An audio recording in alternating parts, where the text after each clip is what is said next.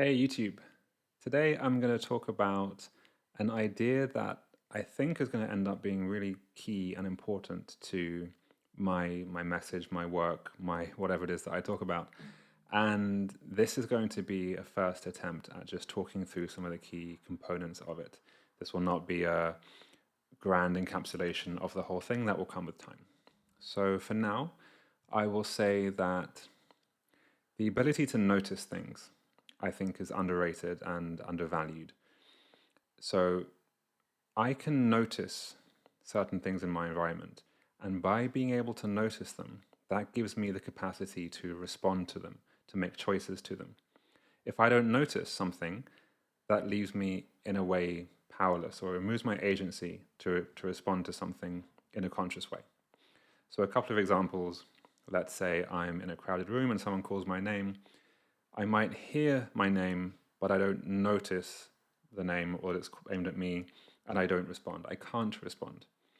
Another example is I spend a couple of hours working, I'm in flow, and then I come back to my senses and I realize I had to use the bathroom 2 hours ago.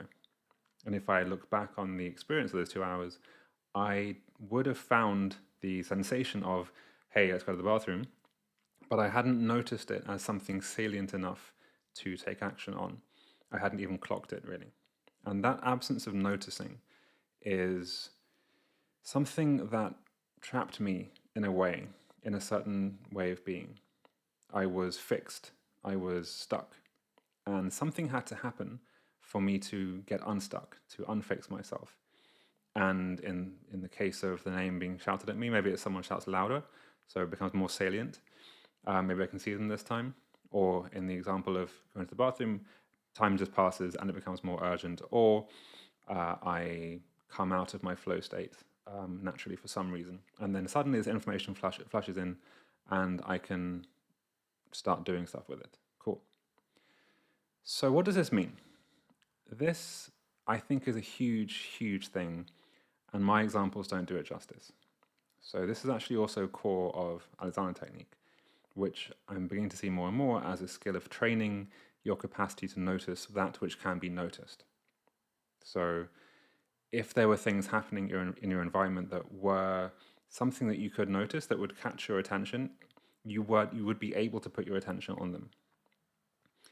And I think I'm going to read the book The Master and His Emissary pretty soon and work through it very slowly, which talks about left brain and right brain, so left hemisphere, right hemisphere. And I think that what's going on here is pointing very much to something in there. So the left hemisphere is something that analyzes its attention, its narrow focus, it's trying to fix things in time, snapshots, it sees objects rather than relationships. Whereas the right hemisphere sees the big picture, it sees relationships, it sees things flowing, it sees time, and it is the one that knows more than the left hemisphere. The right hemisphere seems to know about the left hemisphere. The left hemisphere thinks it's all that there is. And what I think is going on is when I switch from fixed narrow mode to wide open mode, I'm able to notice mode, I have a strong suspicion there's some kind of hemispheric thing going on there. And I see this in Alexander technique lessons as well. Someone gets kind of fixated and stuck, and you can see their body getting stuck and their attention is stuck. And then you have to kind of say, hey, all this is going on as well. And they're like, it's a binary shift. It's not a kind of, oh yes, you're right, I can put my attention there. It's a, holy crap, I forgot that all of this existed. Because to the left hemisphere, all of that stuff did go away. It did vanish. It didn't exist for those moments when the left hemisphere was dominant. But the right hemisphere is always scanning, always alert. An example that the author of the book, Ian McGilchrist, says is, attention is what you can move around that lets you track your prey when you're hunting. Awareness is the thing that scans the environment at all times for what might be hunting you. And if you lose your awareness, you get eaten. If you lose your attention, obviously you don't eat. But we've become very left hemisphere dominant. We are fixed, we are focused, we forget. And it is a forgetting. When you remember, oh look, I'm actually in a room, holy crap.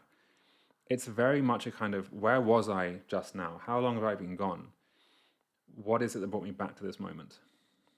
So The reason I think this is particularly important is I think what I'll find in the book as well around society becoming left hemisphere dominant, if you like, or attention dominant, and losing our capacities to notice what can be noticed, is how we navigate the future as a civilization, as a species.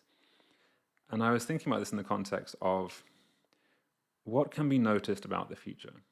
So, what can be noticed about what's important to us? So, for example, climate change is a thing. It's very important and it's going to be affecting us in big ways very soon. But it's very easy to forget that my moment. Our attention doesn't go there. We can't notice the effects of it. And so, in most of our experience, it doesn't exist. So, we need to remind ourselves almost that these future impacts that require present choices actually are things that are real, that we need to orient ourselves around and make choices regarding. And I think culturally, this is actually the role of activism.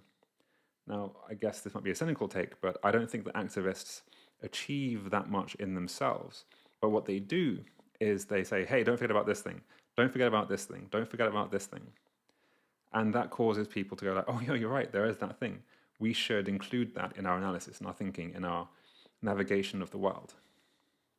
So I'm increasingly seeing the thing that I've learned to teach one-on-one in a postural context can be translated all the way out to how to teach people to unhook themselves from the narrowing process of perhaps the left hemisphere. We'll see if I have that same view after reading the book, and be able to switch out into this global awareness mode and notice more things, and therefore be able to relate and respond and make conscious choices as conscious agents, conscious choices in relationship to all those things.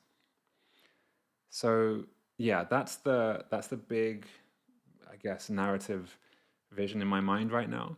I need to go through it step by step and figure out where it breaks down, figure out what arguments I need, what evidence I need, and whether or not this is even sensible. It might end up being that I'm completely wrong. But if this is even close to being right, then suddenly there is a link between individual awareness and capacity to manipulate our own awareness and avoid getting hooked on things, and how we might end up navigating the future of our species, how we move into the future in a way that keeps us moving forwards in a way that doesn't get us trapped in dead ends, if you like. So we're always aware of failure modes, of routes, of places we can go. We can go anywhere. We can respond to anything because we are able to be aware of anything rather than stuck in this narrow mode. So I'll leave it there. This was a bit trippier, perhaps, but it's pretty core to what I'm thinking about right now. So let me know if you enjoyed that. I know it was a bit weird. And yeah, see you next time.